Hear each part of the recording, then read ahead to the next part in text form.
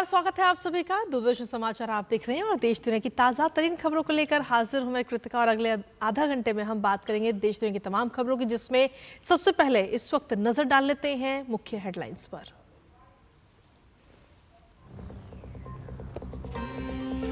20 मई को 49 लोकसभा सीटों पर होने वाले 5वें चरण के चुनाव प्रचार का आज आखिरी दिन। राजनाथ सिंह, राहुल गांधी, स्मृति ईरानी, पीयूष गोयल और चिराग पासवान समेत कई दिग्गजों की किस्मत का होगा फैसला।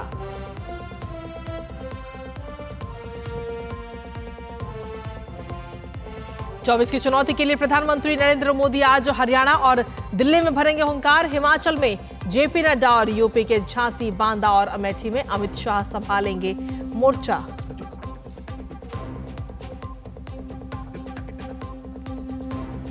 राहुल गांधी यूपी के बाद दिल्ली के चांदनी चौक में करेंगे वोट की अपील। प्रियंका गांधी अमेठी में करेंगी रैली। मल्लिकार्जुन खड़गे मुंबई और सचिन पायलट ओडिशा में करेंगे प्रचार। मायावती, तेजस्वी यादव और केजरीवाल समेत बाकी दलों के स्टार प्रचारक भी मैदान में डटे। हरियाणा के नूंह में दर्दनाक सड़क हादसा। श्रद्धालुओं से भरी हुई बस में लगी भीषण आग, 9 लोग जिंदा जले, 20 से ज्यादा लोग बुरी तरह झुलसे।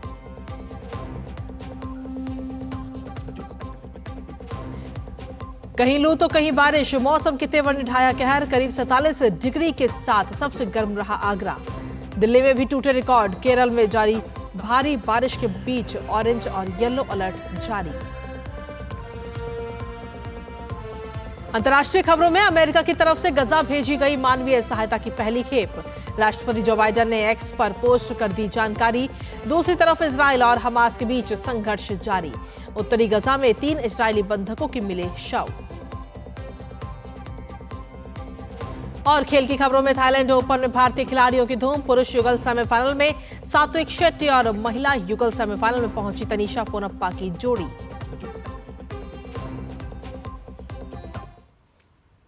तो ये थी सुबह की मुख्य हेडलाइंस और अब बुलेटिन में आगे बढ़ते हैं, जिसमें सबसे पहले बात करते हैं 24 की चुनौती से जुड़ी हुई तमाम खबरों की।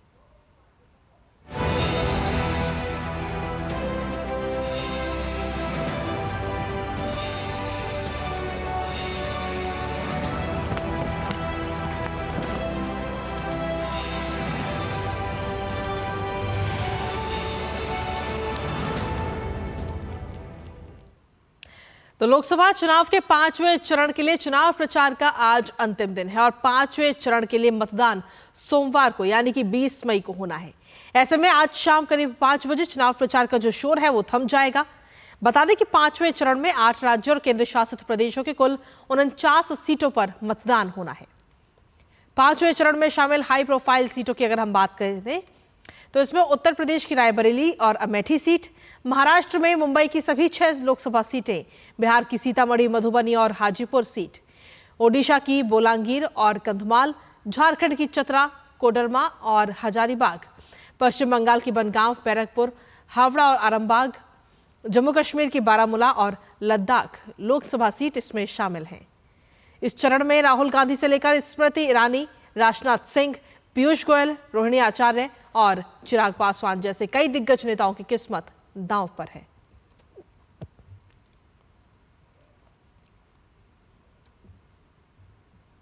और वहीं प्रधानमंत्री नरेंद्र मोदी का चुनाव प्रचार अभियान तेज गति से जारी है और इसी क्रम में आज प्रधानमंत्री दोपहर बाद 3 जनसभाओं को संबोधित करेंगे।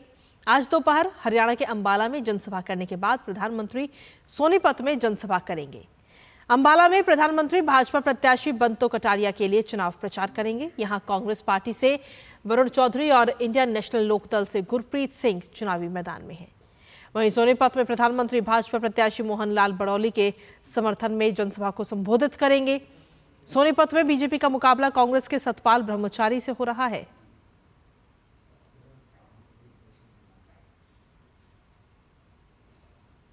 और देश की राजधानी दिल्ली की अगर हम बात करें तो दिल्ली के इस सियासी समर में आज मेगा शो होने जा रहा है। दरअसल खुद प्रधानमंत्री नरेंद्र मोदी आज उत्तर पूर्वी दिल्ली में एक रैली को संबोधित करेंगे।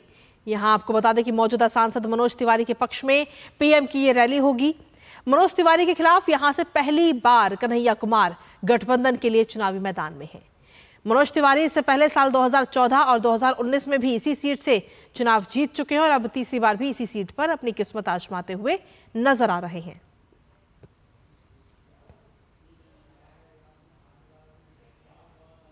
बीजेपी के स्टार प्रचारक अमित शाह उत्तर प्रदेश के दौरे पर रहेंगे, जहां उत्तर प्रदेश में अमित शाह आज 2 रैलियां और 1 रोड शो करने वाले हैं। सबसे पहले अमित शाह झांसी में भाजपा के उम्मीदवार अनुराग शर्मा के समर्थन में एक जनसभा को संबोधित करेंगे। इसके बाद बांदा में आर.के. सिंह पटेल के समर्थन में वोट की अपील करेंगे। बांदा के बाद अमित शाह अमेठी में स्मृति ईरानी के लिए रोड शो करेंगे। भाजपा के राष्ट्रीय अध्यक्ष जेपी नड्डा भी आज हिमाचल प्रदेश के दौरे पर रहेंगे। दरअसल हिमाचल प्रदेश में वो 3 रैलियां करेंगे। जेपी नड्डा सबसे पहले फतेहपुर के रेहन में बीजेपी प्रत्याशी के समर्थन में जनसभा को संबोधित करेंगे। फतेहपुर के बाद जेपी नड्डा चंबा से भाजपा उम्मीदवार डॉक्टर राजीव भारद्वाज के समर्थन में जनसभा को संबोधित करेंगे। इसके बाद शिमला संसदीय क्षेत्र के सोलन में चुनावी रैली करते हुए नजर आएंगे। वहीं भाजपा नेता और उत्तर प्रदेश के मुख्यमंत्री योगी आदित्यनाथ महाराष्ट्र में 4 जगहों पर जनसभा को संबोधित करेंगे। धुले, पालघर, मुंबई उत्तर और मुंबई मध्य लोकसभा क्षेत्र में योगी आदित्यनाथ की जनसभा होगी। लोकसभा चुनाव के 5वें चरण के अंतर्गत महाराष्ट्र की 5 लोकसभा सीटों पर आगामी 20 मई को मतदान होगा। तो ये तो बात रही भारतीय जनता पार्टी की, लेकिन वहीं विपक्ष भी लगातार ताबड़तोड़ रैलियां कर रहा है। दरअसल लोकसभा चुनाव 2024 को लेकर इंडी गठबंधन के स्टार प्रचारकों ने भी पूरी ताकत इन दिनों झोंक दी है। कांग्रेस अध्यक्ष मल्लिकार्जुन खड़गे आज मुंबई में एक प्रेस कॉन्फ्रेंस कर पार्टी की बात रखेंगे, तो वहीं राहुल गांधी इस प्रचार अभियान की कमान संभालेंगे। राहुल गांधी आज यूपी के बाराबंकी में एक चुनावी जनसभा को संबोधित करेंगे, जिसके बाद वो दिल्ली के चांदनी चौक लोकसभा क्षेत्र के रामलीला मैदान में कांग्रेस प्रत्याशी जेपी अग्रवाल के समर्थन में चुनावी रैली करेंगे। दिल्ली में 6ठे चरण में यानी कि 25 मई को मतदान होना है। तो वहीं विपक्षी गठबंधन के प्रमुख घटक दल आरजेडी बिहार में एनडीए के खिलाफ प्रचार अभियान की कमान संभालेंगे। आरजेडी नेता तेजस्वी यादव आज बिहार के मधुबनी और वैशाली में जनसभा को संबोधित कर इंडी गठबंधन के लिए जनता से वोट मांगेंगे। तो वहीं बहुजन समाज पार्टी की सुप्रीमो मायावती आज उत्तर प्रदेश के बस्ती में चुनावी रैली को संबोधित कर पार्टी उम्मीदवारों के लिए जनता से वोट की अपील करती हुई नजर आएंगी। मुंबई में केंद्रीय मंत्री और मुंबई उत्तर लोकसभा क्षेत्र से भाजपा उम्मीदवार पीयूष गोयल ने सुबह मॉर्निंग वॉक के दौरान लोगों से मुलाकात की और इस दौरान लोग पीयूष गोयल के साथ तस्वीर लेते हुए भी नजर आए। तो उस दौरान की तस्वीर आपको दिखा रहे हैं जब मंत्री पीयूष गोयल अचानक ही मॉर्निंग वॉक पर निकले और इस दौरान तमाम लोगों से उन्होंने बातचीत भी की है। तो आपको बता दें कि भाजपा उम्मीदवार भी हैं पीयूष गोयल, तो ऐसे में लोगों से मुलाकात करते हुए नजर आए और इस दौरान लोग सेल्फी लेते हुए और उनके साथ में तस्वीर लेते हुए भी नजर आ रहे हैं।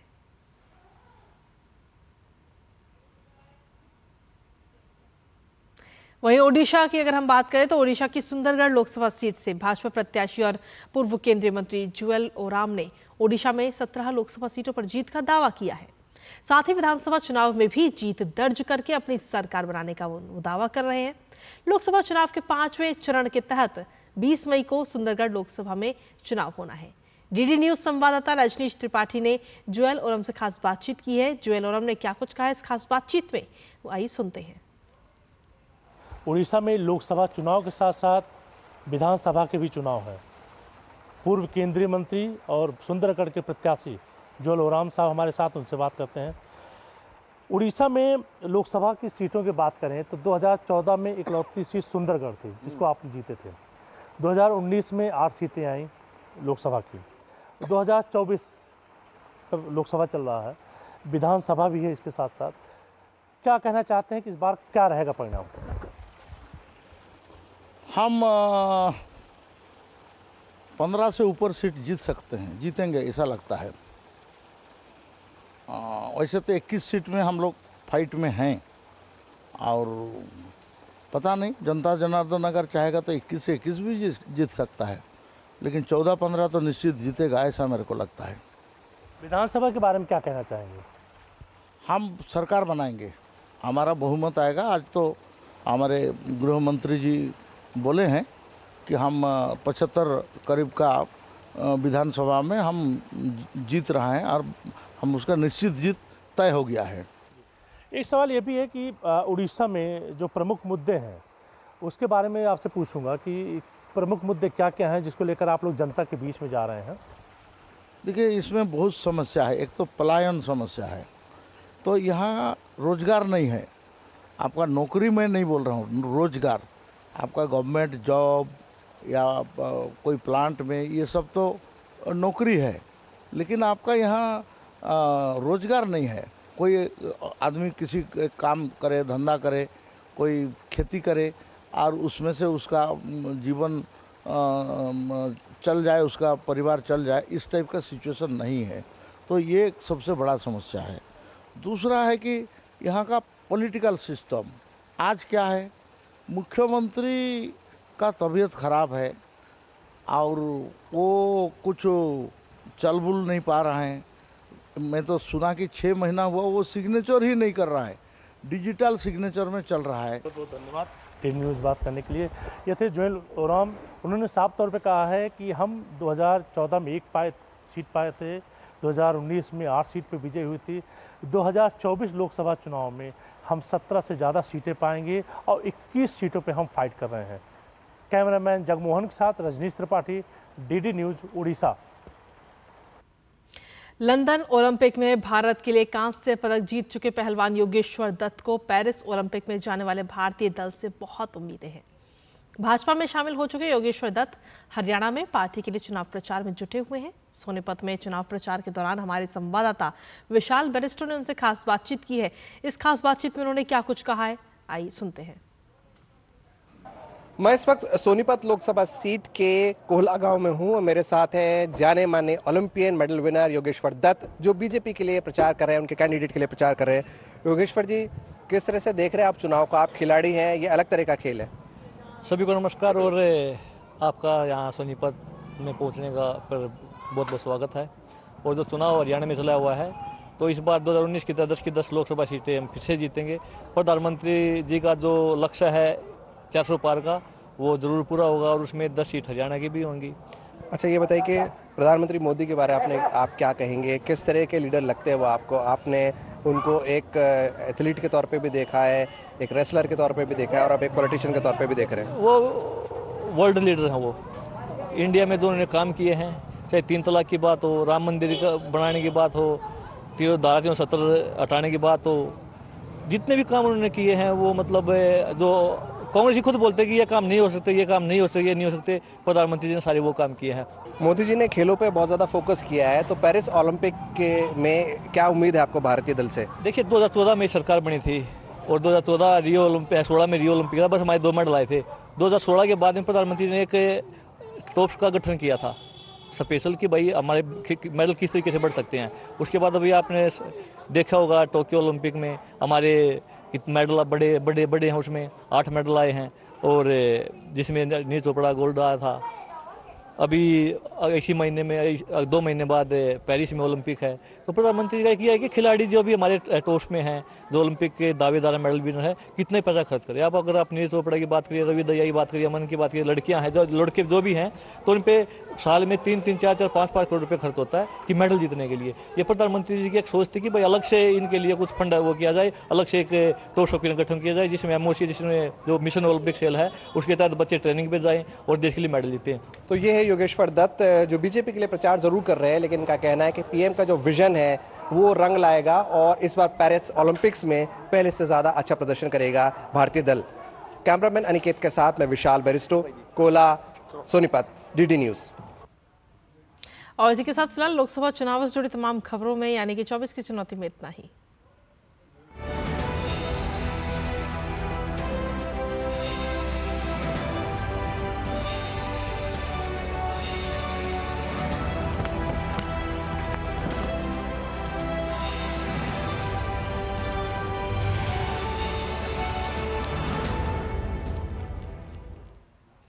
और लोकसभा चुनावों की तमाम खबरों के बाद बुलेटिन में आगे बढ़ेंगे, लेकिन उससे पहले बुलेटिन में वक्त एक छोटे से ब्रेक का है। आप बने रहिए हमारे साथ, देखते रहिए डीडी न्यूज़। मैं कैप्टन होता ना ओपन कराता। अब हर कोई ओपन करेगा तो मैच कौन क्लोज करेगा? तो भाई साहब अब कोई किसी की लाइफ में आग नहीं लगा पाएगा। समर कूल जो हर दिल करे कबूल। Curiosity can take you to some out of the world places. Took me to the moon today. Curious about this place? Scan this QR code before I take it off with my Seat tires.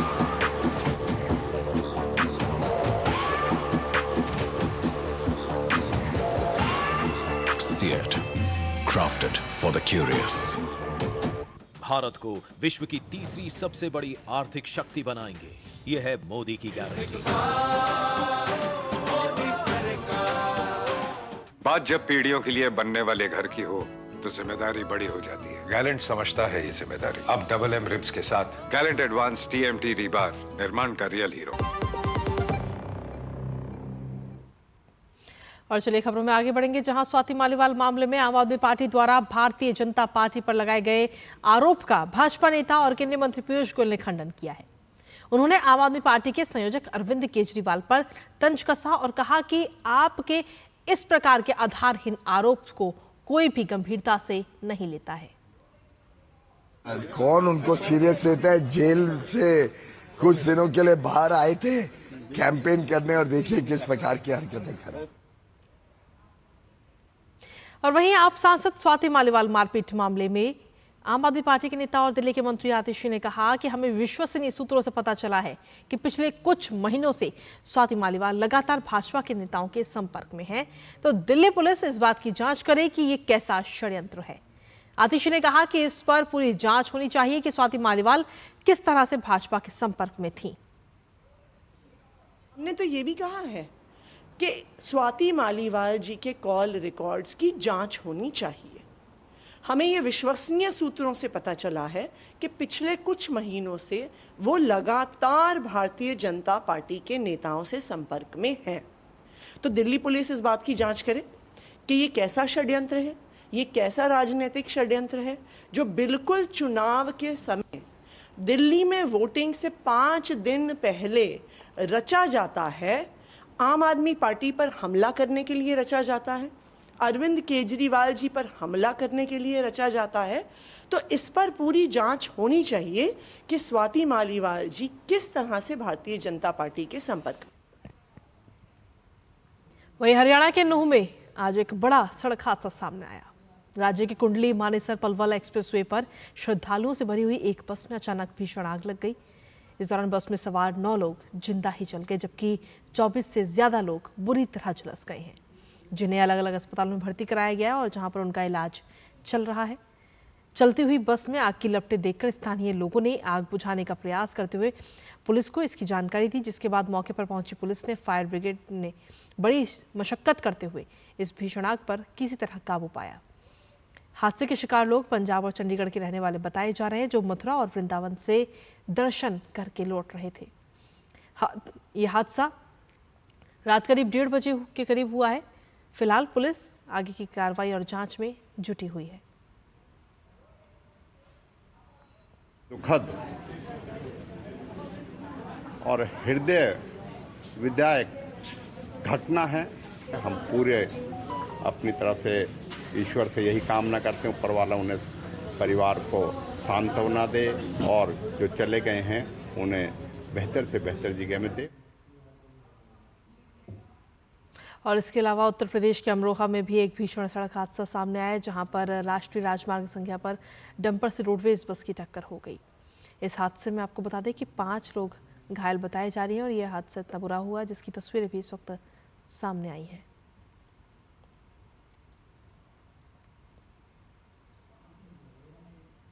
तो अमरोहा में ये भीषण सड़क हादसा हुआ है और इस दौरान इस हादसे में 5 लोगों के घायल होने की भी जानकारी मिली है।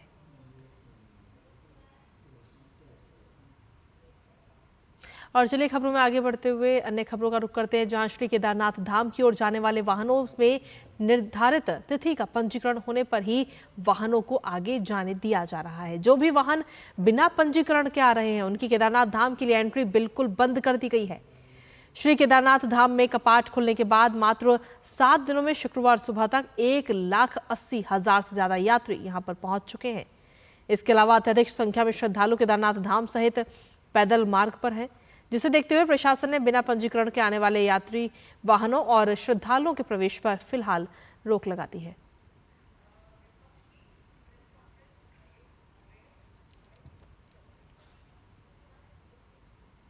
और इसी बीच चलिए सीधा रुक करते इस वक्त मुंबई का, जहां पर मल्लिकार्जुन खड़गे क्या कुछ कह रहा है, ये सुनते हैं।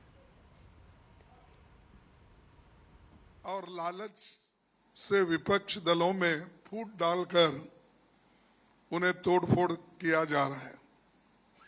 ऊपर से अन्याय ये हुआ है कि जो असली दल है उनसे उनका पार्टी सिंबल छीनकर भाजपा को समर्थन करने वाले दलों को दिया गया। यानी आप बोलेंगे तो ये कोर्ट का फैसला है, सीईसी का फैसला है। सब चीजें मोदी जी के इशारे पे चलते हैं, इसमें कोई दो राय नहीं है। वो जो कहते हैं वही होता है, लेकिन इस बार इलेक्शन में वो नहीं होगा। ये जनता की लड़ाई खुद जनता लड़ रही है उनके खिलाफ, और इस लड़ाई में जनता जीतेगी। और इनके जो कारनामे हैं उसके ऊपर अभी लोग बहुत नाराज हैं, और यहाँ तक कि डेमोक्रेसी की बात बार बार वो करते हैं, लेकिन डेमोक्रेसी के तहत नहीं चलते। मैं सुना यहाँ पर कॉरपोरेशन के इलेक्शन भी 2 साल से नहीं हुए। यही डेमोक्रेसी है मोदी जी की। तो ऐसे कई चीज उन्होंने यहाँ पर महाराष्ट्र में नहीं, हर जगह ये काम किए हैं।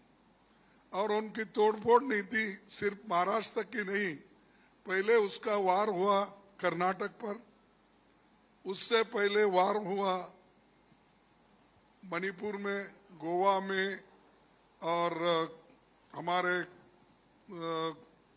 मध्य प्रदेश में। हर जगह वो गुजरात में भी वैसा ही कर दिए। हालांकि उनको हमको बहुत मार्जिनल फर्क था, लेकिन वहां भी तोड़फोड़ करके अपना काम। तरफ से ये प्रेस कॉन्फ्रेंस इस वक्त की जाती है, जिसमें मल्लिकार्जुन खड़गे ने सीधे तौर पर आरोप लगाया प्रधानमंत्री नरेंद्र मोदी पर और कहा कि सब मोदी के इशारे पर चलता है, इसमें कोई दो राय नहीं है। पर इस बार वो नहीं होगा।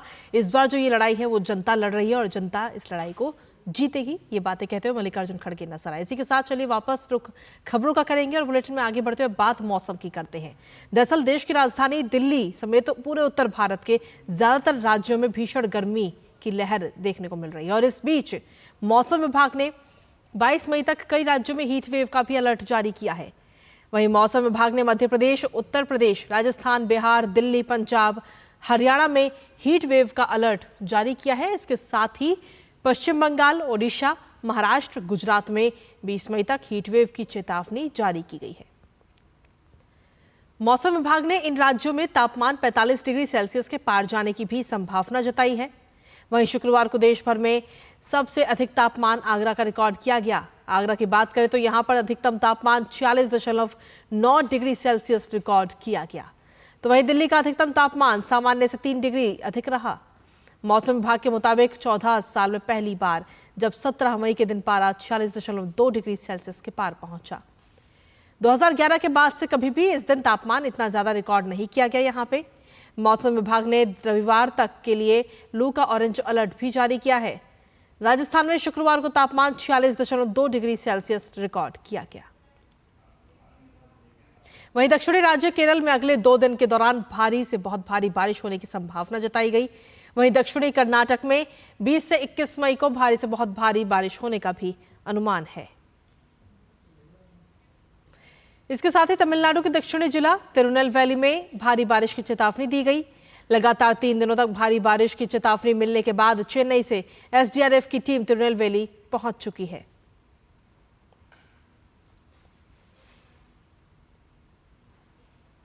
और अब बात खेलों की करेंगे, जहां भारत के सात्विक साईराज और चिराग शेट्टी की जोड़ी थाईलैंड ओपन के पुरुष युगल सेमीफाइनल में पहुंच चुकी है।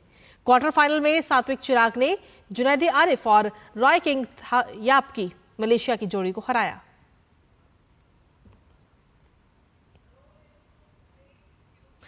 वहीं तनिषा क्रास्टो और अश्विनी पोनप्पा की भारतीय जोड़ी थाईलैंड ओपन के महिला युगल सेमीफाइनल में पहुंच चुकी है। क्वार्टर फाइनल में तनिषा अश्विनी ने ली यू लिम और सिन सेयुंग चांग की जोड़ी को हराया। थाईलैंड ओपन प्रतियोगिता के पुरुष एकल वर्ग में युवा भारतीय खिलाड़ी मेइराबा लुवांग मैसनाम को क्वार्टर फाइनल में हार का सामना करना पड़ा। क्वार्टर फाइनल में मैसनाम को कुनलावोत ने हराया।